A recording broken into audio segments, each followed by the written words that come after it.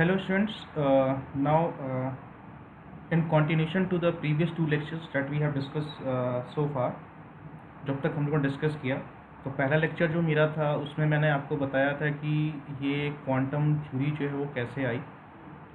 फिर जो मेरा सेकंड लेक्चर था उसमें मैंने आपको ये बताया था कि stages of the development of the quantum mechanics, समझ रहे हैं? मतलब कि क्वांटम मैकेनिक्स का जो स्टेजेस ऑफ डेवलपमेंट है वो कैसे हुआ, इस चीज़ को हम लोगों ने स्टडी किया। अब हमारा जो सिलेबस है उसका पहला टॉपिक जो आता है आपका वो है आपका फोटो इलेक्ट्रिक इफ़ेक्ट। ठीक है, तो अब पहले हम ये स्टडी करते हैं कि ये फोटो इलेक्ट्रिक इफ़ेक्ट है क्या है और क्या था इसका फाइंडिंग्स। तो जो आपका फोटो इलेक्ट्रिक इफ़ेक्ट है इसका आप देखिए, ये एक्सपेरिमेंटल सेटअप है इसका, है ना।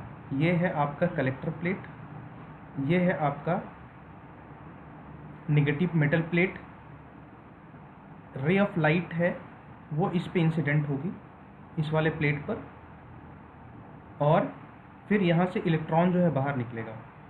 अब चूंकि इसकी पोलरिटी आप यहाँ पे पोलरिटी देखिए, ये इस पोलरिटी को आप देखिए ध्यान से, ये पोलरिटी इसकी पॉजिटिव है ना, तो इसके पोलरिटी की वजह से ये प्लेट भी पॉजिटिव हो गया, तो इलेक्ट्रॉन यहाँ से निकल रहे हैं और यहाँ पे पॉजिटिव उसको पोलरिटी मिल रही है, तो इलेक्ट्रॉन ऑटोमेटिकली अट्रैक्टेड हो जाएंगे इधर।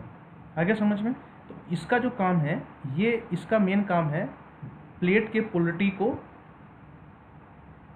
वेरी करना, या फिर आप कह सकते हैं प्लेट के पोलरिटी को मेंटेन करके रखना, इसको ऐसे भी समझ सकते हैं आप। तो जब रे ऑफ लाइट फॉल करती है आपका मेटल प्लेट पर, तो जो इलेक्ट्रॉन्स हैं वो बाहर निकलते हैं, और फिर जो पोटेंशियल डिफरेंस है इन दोनों के बीच में, या फिर आप ये कहिए कि जो पॉजिटिव प्लेट यहाँ प्रेजेंट है उसकी वजह से ये प्लेट भी आपका पॉजिटिव हो गया, तो इलेक्ट्रॉन यहाँ से अट्रैक्ट होकर इधर से यहाँ आना शुरू हो गया, और फिर आपको एमीटर में एक करंट दिखना शुरू हो गया। ठीक है, तो ये है आपका एक summarise form of photo electric effect कि when a beam of light of sufficiently high frequency, okay, is allowed to fall onto a clean metal surface, then the light will cause electrons to leave the surface. और definition क्या है? The phenomena of emission of electrons by the metals, है ना, देखिए ये यहाँ पे metal plate है, when they are exposed to light of suitable frequency, अब इन सब वर्ड को समझना शुरू करिए, is called photo electric effect and emitted electrons are called as photo electrons. ठीक है, तो इसमें जो बेसिकली आपका जो है ये एक्सपेरिमेंटल सेटअप जो मैंने आपके साथ डिस्कस किया, तो अब ये कुछ ज़्यादा डिस्क्रीट फॉर्म में है, आप जो आप वहाँ पे देख रहे थे इसका ये मैंने डिस्क्रीट फॉर्म में दिखाने की कोशिश करी है आपको। अब आपको यहाँ ज़्यादा समझ में आ रहा होगा, देखिए, है ना, ये वही बैटरी है, इसको हमने यहाँ कलेक्टर प्लेट पे लगाया है यहाँ पे, जिससे कि इस प्लेट की पोलरिटी पॉजिटिव हो गई है। लाइट यहाँ पे फॉल करेगी, इलेक्ट्रॉन एक पर्टिकुलर फ्रीक्वेंसी की लाइट, इलेक्ट्रॉन यहाँ से एमिट होंगे, और जो आपका ये पॉजिटिव पोलरिटी है ना इस प्लेट की, इस प्लेट के पॉजिटिव पोलरिटी से ये इलेक्ट्रॉन जो यहाँ पे निकल चुके थे यहाँ पे, है ना, ये इलेक्ट्रॉन्स अट्रैक्ट होंगे इधर, और ये आ जाएंगे इस सर्किट कंप्लीट करके, ये करंट ऐसे फ्लो होना शुरू हो जाएगा। तो ये है आपका फोटो इलेक्ट्रिक इफेक्ट। तो बेसिकली इसको ऐसे भी हम समझ सकते हैं कि जो आपका इफ़ेक्ट है आपका, तो इसका जो वर्किंग है आपकी, तो अभी बेसिकली हम डिस्कस कर लेते हैं कि इसकी जो वर्किंग है वो क्या है और इसकी क्या फाइंडिंग रही है, तो ये हम डिस्कस कर लेते हैं। देखिए, ये सारे चीज़ें कंटेंट जो है हमें डिस्कस करने हैं अभी, तो हम करते हैं बारी बारी से डिस्कस करते हैं। और मैं इस लेक्चर के एंड में आपको एक वीडियो भी दिखाऊंगा, जिस वीडियो में आपको पता चलेगा कि ये एक्सपेरिमेंट जो है वो कैसे हुआ। कोई बात नहीं, मैं आपको अभी दिखा देता हूँ। बेसिकली इफ़ यू वांट कि पहले इस चीज़ को समझना ज़रूरी है, तो हम पहले इस चीज़ को समझ लेते हैं। ये सारा कुछ सारा कुछ जो है वो हमने डिस्कस कर लिया है बेसिकली। तो यहाँ से ये सारा कुछ जो है मैं आपको दिखा रहा हूँ। अब आप देखिए, इस वीडियो को आप देखने की कोशिश करिए। यहाँ से हम शुरू करते हैं आपका, देखिए ये जो सेटअप है, अब इस वीडियो को बहुत ध्यान से देखिएगा।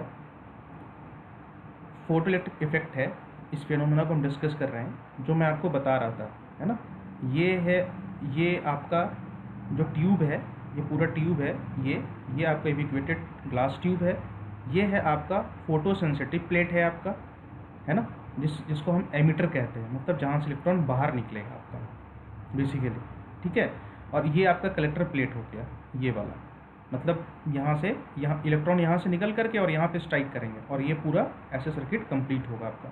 ये जो आप देख रहे हैं बैटरी, है ना, ये बैटरी है पोलरिटी के लिए। अब यहाँ से हम रे ऑफ लाइट देंगे यहाँ पे, है ना। ये क्वार्ट्ज का विंडो होता है, तो इसमें हम रे ऑफ लाइट हम अलाउ करेंगे ताकि ये फॉल हो इसके अंदर में। और जो आपका है, अब देखिए ये रे ऑफ लाइट पड़ना शुरू हो गया इसके ऊपर, दिख रहा है ये। अब ये इस पर फॉल हुआ, उसके बाद अब इलेक्ट्रॉन बाहर निकलने शुरू होंगे यहाँ पे, देखिए। अब इस पोलरिटी की वजह से, जो पॉजिटिव पोलरिटी है ना यहाँ पे, अब इलेक्ट्रॉन यहाँ से यहाँ आने शुरू हो गए, यहाँ से यहाँ, और यहाँ से अब ये सर्किट जो है, देखिए अब हमने क्या किया, बढ़ा दी। जब जितना ज़्यादा हम इंटेंसिटी बढ़ाते जा रहे हैं, है ना, तो देखिए उसने तेज़ी से सारा इलेक्ट्रॉन निकलता चला जा रहा है, मतलब ये चीज़ें हो रही हैं, है ना। तो अब ये फिनोमेना जो है, अब आपको बेसिकली जो है वो समझ में आ गया होगा कि जो मैं आपको स्लाइड में दिखा रहा था, तो मेरे ख्याल से ये जो आपका है, इससे ज़्यादा समझ में आ रहा होगा आपको, है ना, कि क्या है एक्चुअली बेसिकली ये चीज़। तो अब हम इस फिनोमेना को अब हम समझने की कोशिश करते हैं बेसिकली, ठीक है। तो अब हम आ जाते हैं अपने कंटेंट पे, जो हमारा कंटेंट था फोटो इलेक्ट्रिक इफेक्ट का। अब हम उस कंटेंट पे आ जाते हैं और हम समझने की कोशिश कि वो जो एक्सपेरिमेंट मैंने आपको बताया, वो तो आपने 11-12 में ही पढ़ रखा होगा बेसिकली, है ना। तो इसीलिए मैंने थोड़ा एक ब्रीफ दे दिया आप लोगों को, कि एक ब्रीफ रहे आप लोगों के पास, क्योंकि जो अब तक आपने पढ़ा वो एक्सपेरिमेंटल सेटअप पढ़ा कि हाँ ये था, अब उसकी फाइंडिंग्स क्या क्या थी, उस चीज़ को जानना बहुत ज़रूरी है हमारे लिए बेसिकली, है ना। तो कंस्ट्रक्शन जो था, the hertz experimental setup use for study the photo electric effect, जो अभी आपने वीडियो में भी वो सेटअप देखा, और मैंने आपको स्लाइड में भी दिखाया वो चीज़ सेटअप, है ना। और ये उसका एक्सप्लेनेशन है कि it consist of an evacuated glass tube that has a photo sensitive metal plate C and another metal plate A as shown, ठीक है। और मोनोक्रोमेटिक लाइट उस पर फॉल करने के बाद, तो वीडियो देखने के बाद आपको समझ में आ गया कि ये क्या, मतलब बेसिकली ये चीज़ें क्या लिखी हुई हैं। तो वीडियो से समझ में आ गया हो कि ये क्या है बेसिकली, ये 3 चीज़ें जो लिखी गई हैं वो किस लिए लिखी गई हैं, उसका मतलब क्या है एक्चुअली में, ठीक है। देखिए वीडियो से ना चीज़ें समझ में आती हैं, मतलब जैसे अगर आप किसी चीज़ की वर्किंग समझने की कोशिश करिए, तो मैं हमेशा सजेस्ट करूँगा कि आप उस चीज़ को वीडियो के रूप में देखने की कोशिश करें। देखिए अब मैंने आपको जो वीडियो दिखाया, उससे अब आपको चीज़ें समझ में आ रही होंगी कैसे है कि अ बीम ऑफ लाइट जो है ना, जब उसको हम फॉल कराते हैं किसी फोटो सेंसिटिव प्लेट पे, जिसको हम यहाँ पे एमिटर कह रहे हैं, तो उससे इलेक्ट्रॉन बाहर निकलता है, और उसको हम लोग कहते हैं फोटो इलेक्ट्रिक इफेक्ट। और उस करंट को हम क्या कहते हैं, photo electric current, and measured by micrometer connected in the circuit, ठीक है।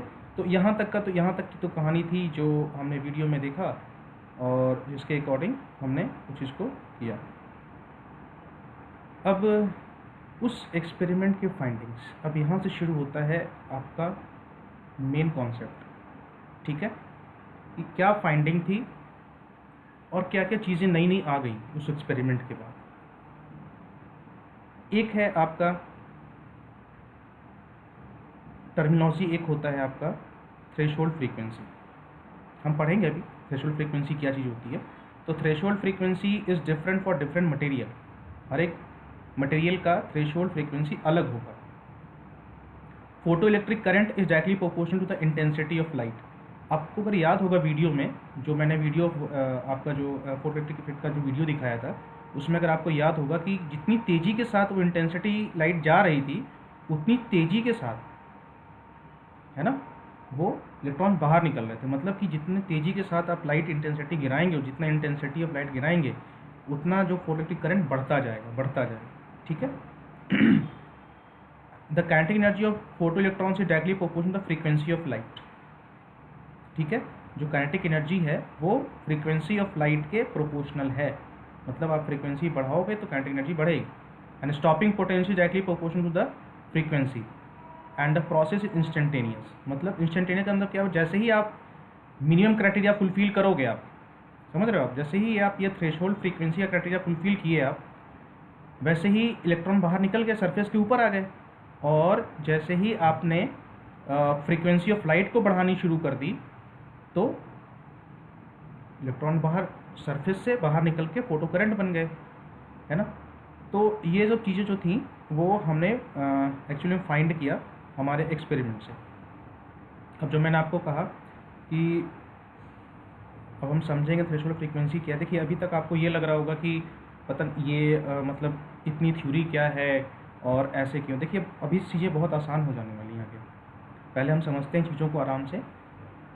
देखिए, ये थ्रेशोल्ड फ्रीक्वेंसी क्या है, the minimum frequency of incident light which can cause photo electric emission, है ना। This frequency is just able to eject electron without giving them additional energy. आप समझने की कोशिश करिए, ठीक है। इस मिनिमम फ्रीक्वेंसी को अगर आप देंगे मेटल प्लेट के ऊपर, है ना, तो इलेक्ट्रॉन निकल करके मेटल सरफेस के ऊपर तो आ जाएगा, लेकिन, है ना, एडिशनल एनर्जी नहीं होगा,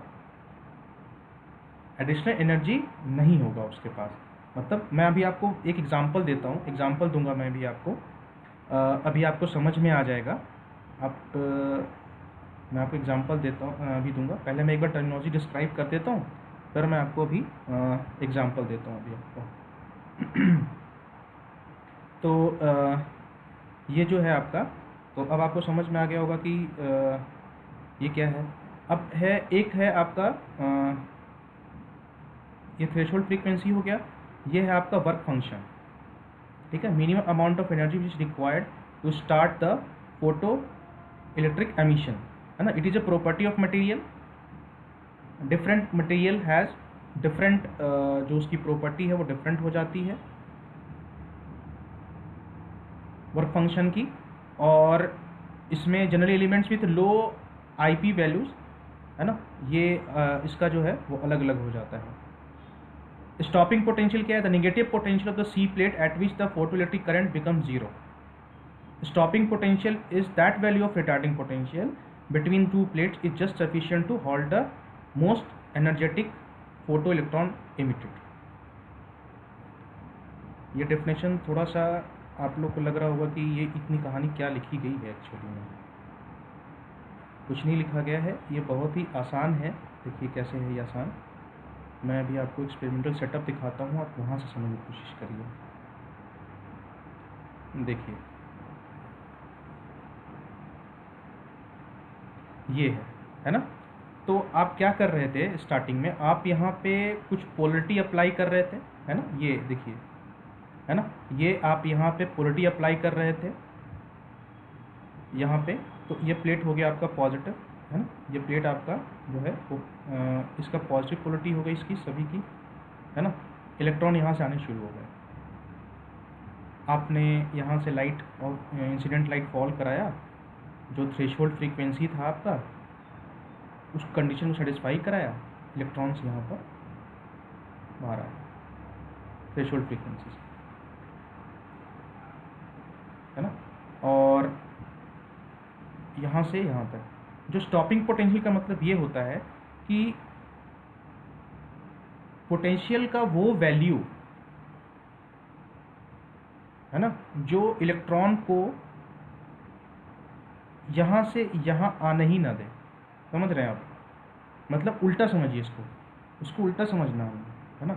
मतलब स्टॉपिंग का वर्ड मतलब किसी को स्टॉप करना, मतलब कि वो पोटेंशियल, है ना, सी प्लेट का वो पोटेंशियल जो इलेक्ट्रॉन को बाहर निकल, जो इलेक्ट्रॉन को यहाँ तक रोक के रखे, है ना। मतलब कि हम ये नेगेटिव बात कर रहे हैं। तो इस केस में क्या होगा, ये निगेटिव पोलरिटी की हो जाएगी, ये पॉजिटिव पोलरिटी की हो जाएगी, है ना। तो ये चीज़ होती है। अब इसको हम आगे समझने की कोशिश हम करते हैं। ये सारा कुछ डिस्कस हमने किया, अभी फाइंडिंग्स हमने किया, वर्क फंक्शन है, स्टॉपिंग पोटेंशियल है, और ये चीज़ आ गई। अब मैं थोड़ा आपको समराइज़ कर देता हूँ, क्योंकि ऐसा ना लगे आपको कि ये बहुत लंबा जा रहा है। देखिए क्या है, मैं आपको बताता हूँ। फॉर एग्ज़ाम्पल, आपको एक टास्क दिया जाता है कि आपको पेड़ से संतरा तोड़ना है ना, और उसका जूस बनाना है। ठीक है, इस एग्जांपल को समझिए, बहुत अच्छे समझ में आएगा। तो आपके पास कुछ एनर्जी होगी, है ना, आपके पास एनर्जी होगी। तो एनर्जी का कुछ पार्ट आप क्या क्या करोगे, एनर्जी का कुछ पार्ट आप खर्च करोगे उस संतरे को तोड़ने में पेड़ से, और जो बची हुई एनर्जी है आपके अंदर, वो आप यूज़ करोगे उस बचे हुए संतरे का, जो आपने संतरा तोड़ा है उसका जूस निकालने में। तो यहाँ पे अब आपकी एनर्जी दो पार्ट में डिवाइड हो रही है ना। एक पार्ट ऑफ एनर्जी जो है आप जो खर्च कर रहे हो वो संतरे को तोड़ोगे, और एक जो है वो, तो जो वर्क फंक्शन हो गया, क्या हो गया वर्क फंक्शन आपका, जो वर्क फंक्शन हुआ वो हुआ कि आपने संतरे को तोड़ा पेड़ से, वो आपका वर्क फंक्शन हो गया। क्योंकि इतना तो एनर्जी आपको चाहिए ही चाहिए, क्योंकि जूस आपने बनाना है तो संतरा चाहिए, संतरा चाहिए तो उतना मिनिमम एनर्जी चाहिए ही चाहिए। तो जो मिनिमम एनर्जी रिक्वायरमेंट है इलेक्ट्रॉन को बाहर निकालने की, तो आपने क्या किया, पेड़ से संतरे को तोड़ के बाहर निकाला। तो ये हो गया आपका वर्क फंक्शन, ठीक है। और जो बची हुई एनर्जी है आपने उसको संतरा निकालने में खर्च किया। तो इस तरीके से पार्ट में डिवाइड हो रहा है आपका। अब आप ये देखिए कि जो आपका वेव थ्योरी का प्रेडिक्शन है और फोटोन थ्योरी का प्रेडिक्शन, अब यहाँ पे जो फाइंडिंग्स थे हमारे वो कॉन्ट्रडिक्ट करना शुरू हो गए, है ना। अब इसमें क्या था कि जो फोटोन थ्योरी का प्रेडिक्शन ये कहता था कि increasing intensity increases number of electrons but not energy. ये कहता था कि अगर आप इंटेंसिटी बढ़ा दोगे तो नंबर ऑफ इलेक्ट्रॉन्स बढ़ जाएगा, लेकिन एनर्जी नहीं बढ़ेगी उसकी, है ना। एनर्जी वही की वही रहेगी। इंटेंसिटी आप बढ़ाओगे तो इलेक्ट्रॉन बढ़कर, इलेक्ट्रॉन जो है वो नंबर ऑफ इलेक्ट्रॉन्स जो है बाहर निकलेंगे प्लेट के, वो बढ़ सकते हैं, लेकिन एनर्जी नहीं बढ़ेगी। मतलब निकल करके वो प्लेट के सरफेस पे ही रहेंगे, उनके पास इतनी एनर्जी नहीं होगी कि वो आपका एक प्लेस से दूसरे प्लेस पे जा सके, है ना। लेकिन भाई वेव थ्योरी क्या कहता है कि if the intensity of the light increases the number of electron ejected and their maximum quantity increases, because the higher the intensity means a greater field electric field amplitude and the greater electric field. तो अब देखिए इसका contradiction आ गया यहाँ पे, ये contradiction आ गया यहाँ पे। एंड उसके बाद ये कहता है कि हमारा जो आपका फोटोन थ्योरी ये कहता है कि above the minimum energy required to break the atomic bond kinetic energy will increase linearly with the frequency. मतलब अब जब आप फ्रीक्वेंसी बढ़ाना शुरू करोगे तब एनर्जी बढ़नी शुरू होगी, और there is a cut off frequency below which no electrons will be emitted regardless of intensity. अब ये समझिए कि एक कट ऑफ फ्रीक्वेंसी है, उस फ्रीक्वेंसी के ऊपर जब तक आप नहीं दोगे तब तक इलेक्ट्रॉन्स बाहर निकलेंगे ही नहीं। आप इंटेंसिटी कितनी भी बढ़ा दो, फ्रीक्वेंसी चाहिए ही चाहिए, है ना। तो फ्रीक्वेंसी जब आपको चाहिए, तो देखिए इसमें एक चीज़ आप लोग को कन्फ्यूज़ कर रहा हो कि ये एमिशन लिख रहा है। एक्चुअली क्या ना कि इलेक्ट्रॉन का एमिशन जो है, इलेक्ट्रॉन निकल करके सरफेस पर आएंगे, एमिशन तब होगा ना जब एनर्जी होगी। सरफेस पर निकल के आने का मतलब एमिशन नहीं होता है। एमिशन का मतलब होता है निकल करके कहीं एक पॉइंट से दूसरे पॉइंट पर ट्रैवल करने को एमिशन कहते हैं, है ना। तो हमारा जो वेव थ्योरी कहता है कि जो आपका फ्रीक्वेंसी ऑफ लाइट है it is not affected by the kinetic energy, but experimentally जो था हमने ये सारे फाइंड आउट्स किए। यहाँ आ गया कॉन्ट्रडिक्शन, है ना, कि वेव थ्योरी कुछ और कहती है, फोटोन थ्योरी कुछ और कहती है। तो इसका जो कन्फ्यूज़न चल रहा था उस चीज़ को जो है हमारे जो साइंटिस्ट साहब थे, आइंस्टीन साहब, उन्होंने इस चीज़ को, इस कन्फ्यूज़न को दूर किया by using quantum theory. Planck's quantum की जो फॉर्मूले थे उसको यूज़ करके इस चीज़ को उन्होंने दूर किया इसको। देखिए अब इसको बहुत आसान कर दी इन्होंने। बेसिकली उन्होंने ये कहा कि radiation is considered as a shower of particles called photons. अब आया समझ में आपको कि जो रेडिएशन है पार्टिकल का, है ना, रेडिएशन है, उसको हम कह सकते हैं कि पार्टिकल का शावर, मतलब नंबर ऑफ पार्टिकल्स जो है वो पार्टिकल नेचर का है, और पार्टिकल के पास एनर्जी है, पार्टिकल के पास एनर्जी है। ठीक है, इसको ऐसे समझिए कि आपके फ्रेंड सर्कल में 10 लोग हैं, ठीक है ना, 10 लोगों का एक ग्रुप है ना, 10 लोगों का एक ग्रुप है, और हर एक बंदा जो है एक पार्टिकल है, एक मेंबर है, इस कैसे समझिए, है ना। तो उसी तरीके से जो रेडिएशन जो को आप कह सकते हो, रेडिएशन जो है एक ग्रुप ऑफ पार्टिकल्स है, और उसको हम क्वांटम कहते हैं, उसको हम फोटॉन्स कहते हैं। ठीक है, तो अब ये क्लियर हुआ कि जैसे मान लीजिए कि जैसे मान लीजिए आपका फ्रेंड सर्कल है, उस फ्रेंड सर्कल का नाम रेडिएशन है। उस रेडिएशन फ्रेंड सर्कल में आप लोग 10 फ्रेंड हो, तो हर एक बंदे क्या हुआ, पार्टिकल हो, उस टीम का मेंबर हुआ, है ना। तो हर एक बंदा फोटोन हो गया, और हर एक बंदे की अपनी एनर्जी। लेकिन यहाँ पर इन्होंने ये कहा, आइंस्टीन साहब ने, कि जो पैकेट्स ऑफ फोटोन्स हैं, हर एक फोटोन की एनर्जी h न्यू होगी, मतलब सभी की एनर्जी बराबर होगी, ये चीज़ है। एंड जो फोटोन ऑफ एनर्जी, अभी जो मैंने आपको एग्जांपल जो मैं आपको दे रहा था कि आपके पास एक टास्क है कि आपको संतरा तोड़ के उसका जूस बनाना है, ये एग्जांपल अब आपको यहाँ समझ में आया कि मैंने वो एग्जांपल क्यों दिया था और क्या मतलब था उसका। सॉरी, देखिए, energy of the photon absorb by the atom h new, मतलब इलेक्ट्रॉन एनर्जी लेगा, उसका कुछ पार्ट जो है उसको इलेक्ट्रॉन को डिटैच करने में, और बचा हुआ एनर्जी जो है वो काइनेटिक एनर्जी में कन्वर्ट होगा। अब मैं जिन्हें जो एग्जांपल दिया था उसको मैं कोलेट करता हूँ। कुछ पार्ट ऑफ एनर्जी जो आपका वर्क फंक्शन है, ये आपने यूज़ किया संतरा तोड़ने में, जो बचा हुआ एनर्जी आपने यूज़ किया संतरे का जूस निकालने में। ठीक है, और आपकी एनर्जी है h न्यू। अब आपको समझ में आ गया होगा कि जो आपका h न्यू है वो 2 पार्ट में डिवाइड हो गया। एक है आपका वर्क फंक्शन को लेकर के, एक है आपका काइनेटिक एनर्जी को लेकर के। तो जो वर्क फंक्शन जो है आपका, है ना, जो आपका वर्क फंक्शन है, ये है आपका डिटैच के लिए,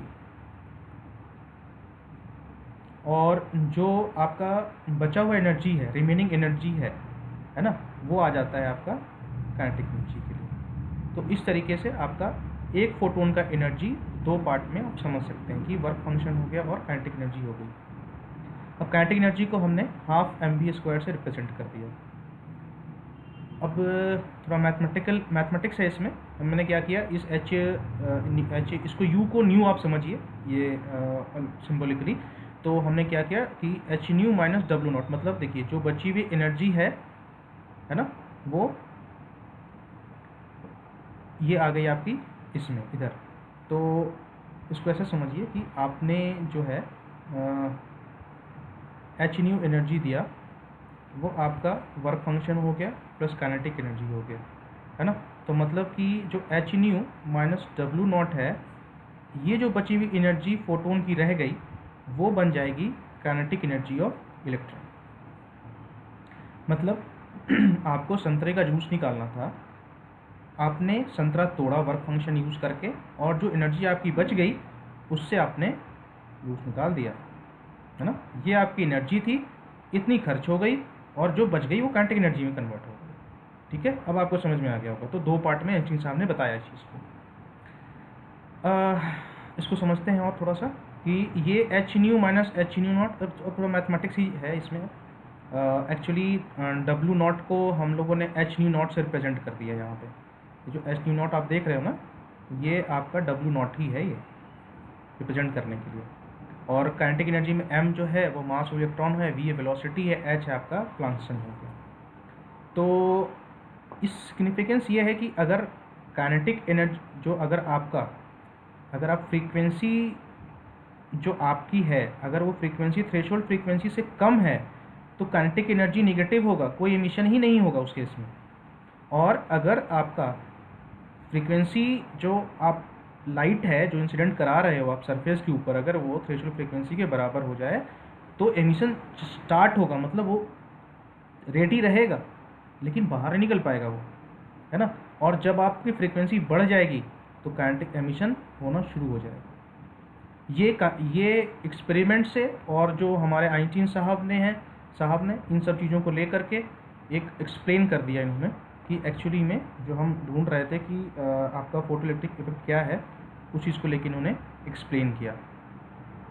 अब जो थोड़ा मैथमेटिक्स है हम उसको वो समझ लेते हैं उन सब चीज़ों को लेकर के। ये चीज़ है कि मैथमेटिक्स ये है कि when a photon of energy h new, है ना, देखिए, falls on a metal surface, the energy of the photon is absorbed by the electron and used in two ways। जो मैं आपको कह रहा था, एक तो work function H nu not और रिमेनिंग जो एनर्जी है वो हाफ एम बी स्क्वायर, है ना। तो ये समझिए कि ये एच न्यू जो है वो आपकी एनर्जी है, इट्स योर एनर्जी, है ना। वर्क फंक्शन आपने यूज़ किया टू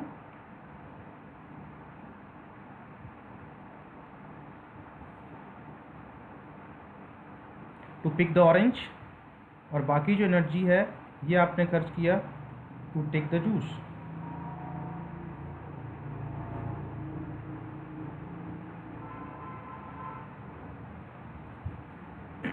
ठीक है। उसी तरीके से फोटोन की एनर्जी को भी दो पार्ट में यूज़ किया गया।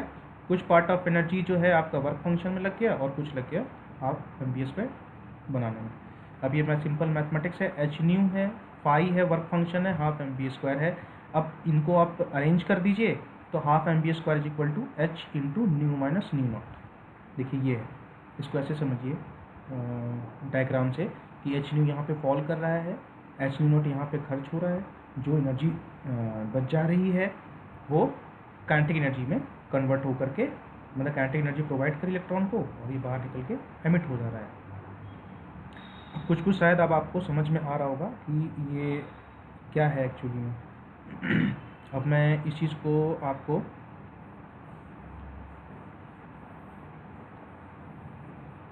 एनर्जी डायग्राम से समझाने की कोशिश में करता हूँ आपको थोड़ा, है ना। देखिए ये है बाउंड्री इलेक्ट्रॉन्स, ये है आपका थ्रेशोल्ड, ये है पूरी एनर्जी।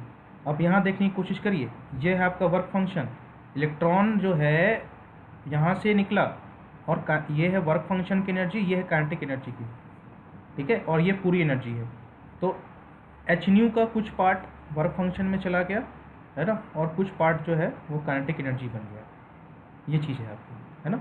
तो इससे भी आपको समझ में आ रहा होगा कि क्या है। एक्चुअली मैंने इसलिए बनाया क्योंकि एनर्जी डायग्राम से थोड़ा समझना आसान रहता है कभी कभी, कि जो देखिए इलेक्ट्रॉन है ना, यहाँ से बाहर निकले, यहाँ तक आ गए, अब इनको बाहर निकलना है, तो बाहर निकलने के लिए कुछ हमें चाहिए, वर्क फंक्शन चाहिए और कुछ हमें ये, तो ये एच न्यू का जो है कुछ पार्ट वर्क फंक्शन में चला गया, कुछ पार्ट हमारा मैक्सिमम काइनेटिक एनर्जी में कन्वर्ट हो गया, ये चीज़ है।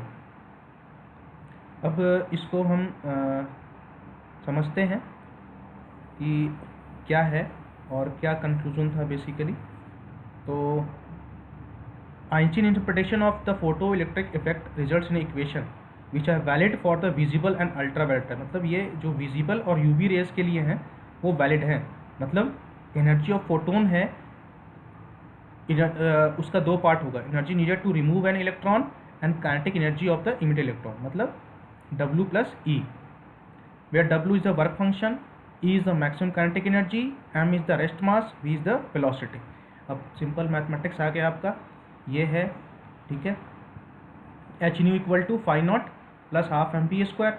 अब हमने क्या किया, फाई नॉट को एच न्यू नॉट, देखिए ये जो न्यू नॉट आप देख रहे हो ना यहाँ पे, ये जो न्यू नॉट है ये है आपका थ्रेशोल्ड फ्रीक्वेंसी,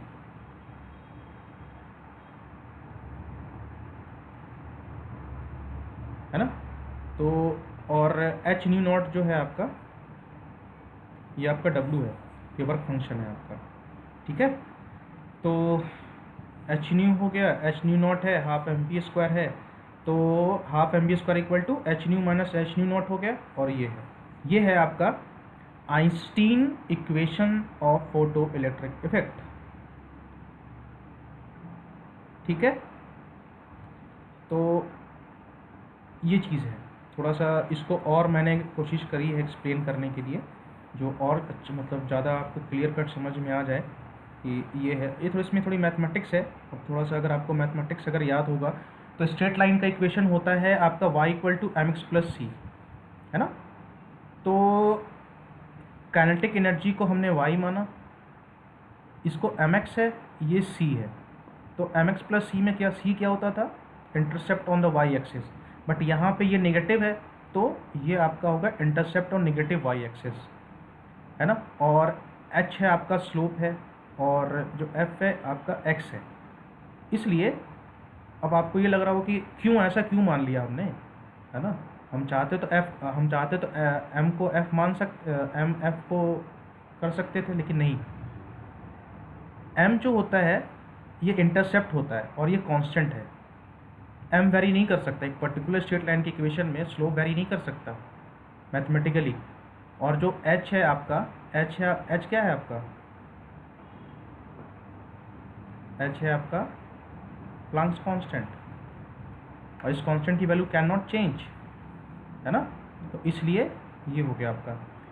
फ्रीक्वेंसी वेरी कर सकती है, इसीलिए इसको हमने एक वेरिएबल बना दिया x।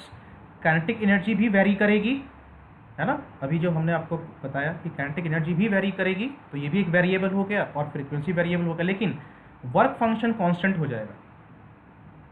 मतलब किसी भी मेटल बॉडी के लिए या मेटल प्लेट के लिए उसका एक कांस्टेंट वर्क फंक्शन होगा, मतलब वो कांस्टेंट रहेगा, वो चेंज नहीं करने वाला। लेकिन इलेक्ट्रॉन जो बाहर निकलेंगे उनकी एनर्जी चेंज हो सकती है जब आप फ्रीक्वेंसी को चेंज करोगे तो। इसीलिए काइनेटिक एनर्जी और फ्रीक्वेंसी वेरिएबल हो गए यहाँ पे। और चूंकि काइनेटिक एनर्जी जो है आपका डिपेंड कर रहा है फ्रीक्वेंसी के ऊपर, तो y जो काइनेटिक एनर्जी को हमने बनाया है, तो काइनेटिक एनर्जी आपका हो गया डिपेंडेंट वेरिएबल, और जो फ्रीक्वेंसी हो गई वो आपकी हो गई इंडिपेंडेंट वेरिएबल। तो इस तरीके से लाइन बन गई हमारी, इस तरीके से। तो ये स्ट्रेट लाइन है, जब आप काइनेटिक एनर्जी फ्रीक्वेंसी जैसे से बढ़ाओगे काइनेटिक एनर्जी बढ़ते जाएगी। और ये जो ग्राफ आपका शो कर रहा है, ये शो ये कर रहा है कि जो कलेक्टर प्लेट का पोटेंशियल है, अगर आपको भी याद होगा तो मैंने एक टर्मिनोलॉजी यूज़ किया था स्टॉपिंग पोटेंशियल का, उसका कॉन्सेप्ट यहाँ पे यूज़ हो रहा है कि आपका प्लेट का पोटेंशियल जो है जितना नेगेटिव होगा, है ना, तो उतना ज़्यादा जो है आपको एनर्जी लगानी पड़ेगी उसको निकालने के लिए। तो इस तरीके से, लेकिन लास्ट में जा कर के सैचुरेशन करंट की वैल्यू नहीं चेंज करनी है, वो वही रहेगी। तो kinetic energy can be plotted on A y axis and frequency on the x axis. The work function is the y intercept of the threshold frequency, Planck's constant the slope. ठीक है, तो इतना कुछ जो है अब आपको समझ में आया होगा कि एक्चुअली फोटोइलेक्ट्रिक इफेक्ट है क्या और इसमें हमें क्या क्या पढ़ना है बेसिकली। तो अब we are about to end this photoelectric effect and the starting of the quantum theory we have discussed. There are lots of things to discuss about the quantum. अभी बहुत कुछ है आपके सिलेबस में, आपके सामने अभी डी ब्रॉगली इक्वेशंस भी पढ़ना है, आपको हाइजेनबर्ग अनसर्टेनिटी प्रिंसिपल भी पढ़ना है, ये चीज़ें आपको पढ़नी है। तो मैंने बस एक ब्रीफ दिया है आपको, जो अब तक के डिस्कशन में मैं आपको बता देता हूँ, जो मैंने डिस्कस किया है आप लोग के साथ। समराइज़ करता हूँ मैं अपने 3 लेक्चर्स का, कि एक जो पहला लेक्चर था मेरा, वो लेक्चर था आपका introduction to the quantum mechanics, मतलब कैसे शुरू हुआ क्वांटम मैकेनिक्स आपका। फिर मैंने आपके साथ डिस्कस किया कि कैसे डेवलपमेंट हुआ क्वांटम मैकेनिक्स का, है ना। और फिर मैंने डिस्कस किया आपके साथ कि फोटोइलेक्ट्रिक इफेक्ट क्या चीज़ होती है, उसमें कैसे हुआ। कि पहले मैंने आपको एक्सपेरिमेंट बताया कि ऐसे एक्सपेरिमेंट किया गया था और इलेक्ट्रॉन बाहर निकला कुछ, तो उसके एक्सपेरिमेंट जो फाइंड आउट हुआ था उसमें क्या कॉन्ट्राडिक्शन था with respect to the wave theory. उस चीज़ को फिर आइंस्टीन साहब ने कैसे एक्सप्लेन किया, by using quantum theory is equal to H nu को लेकर। फिर हमने पढ़ा कि जो हमारे आइंस्टीन साहब थे उन्होंने क्या इक्वेशन दी अल्टीमेटली फोटोइलेक्ट्रिक इफेक्ट का, है ना। और फिर हमने लास्ट में पढ़ा कि उसको हम ग्राफिकली कैसे समझ सकते हैं, मैथमेटिकल इंटरप्रिटेशन क्या हो सकता है उसको हमने ग्राफ के ऊपर। सर जी मैंने डिस्कस करी। तो I would like to end my this lecture with two very beautiful quotes first thing is that what quantum mechanics teaches us is everything we thought was physical is not physical. मतलब जो अब तक हम सोच रहे थे वैसा था ही नहीं, वो कुछ और था, है ना. इसका मतलब ये what quantum physics teaches us is that everything we thought was physical is not physical, है ना. और दूसरा कि if quantum mechanics has not profoundly shocked you, you have it understood yet. मतलब कि क्वांटम मैकेनिक्स पढ़ते समय अगर आप शॉक नहीं हुए, अगर थोड़ा बहुत कन्फ्यूज़न नहीं हुआ, इसका मतलब आप क्वांटम मैकेनिक्स नहीं पढ़ रहे, है ना. तो कन्फ्यूज़न हो रहा है थोड़ा बहुत, तो ठीक है, मतलब क्वांटम मैकेनिक्स आप समझने की कोशिश कर रहे हो, समझ में आ जाएगी, इतनी मतलब ऐसा नहीं है. तो बेसिक्स हैं वो समझ में आ जाएंगी. तो with this thing, now I'm going to end my this lecture. So wish you all the very best, and hope so whatever I have tried to explain वो आप लोग को समझ में आया होगा. Okay, but still if you have any doubt, then you can ask to me, so that I can clear your doubts in the next lectures.